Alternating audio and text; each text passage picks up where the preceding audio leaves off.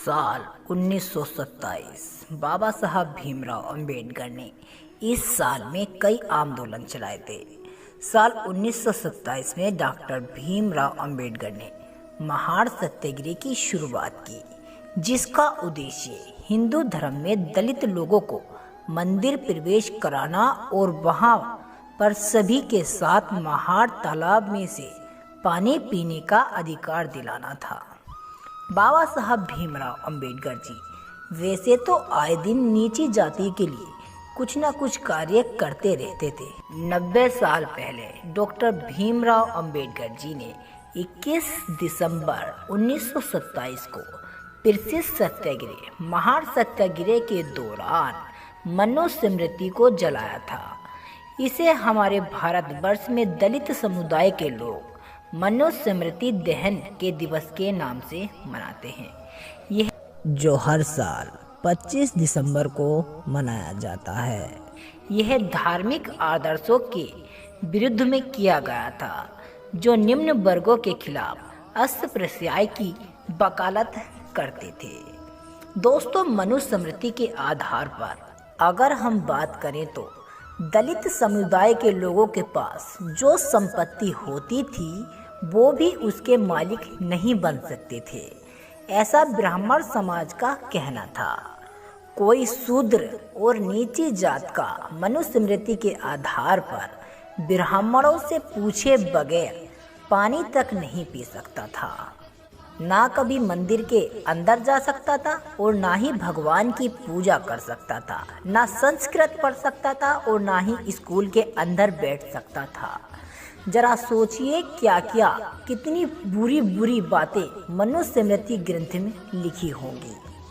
मनुस्मृति के आधार पर यदि शूद्रों की शादी होती थी तो ब्राह्मण समाज के लोग वधू को 3 दिन तक अपने पास रखते थे। उसका शुद्धिकरण करने के बाद उसको घर भेजते थे।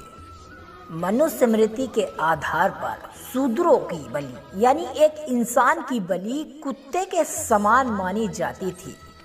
जरा सोचिए दोस्तों, आज के समय में इंसान और कुत्ते में क्या फर्क है। यदि एक इंसान को कुत्ता, बिल्ली, चील, कौवा इन सब के आधार पर देकर बलि की जाए तो आज के समय में कितनी बड़ी बात होगी। न जाने कितने मासूमों को मनुस्मृति ग्रंथ के आधार पर बलि चढ़ाया गया होगा। 25 दिसंबर की वह तारीख जब बाबा साहब भीमराव अंबेडकर जी ने मनुस्मृति ग्रंथ का दहन किया था।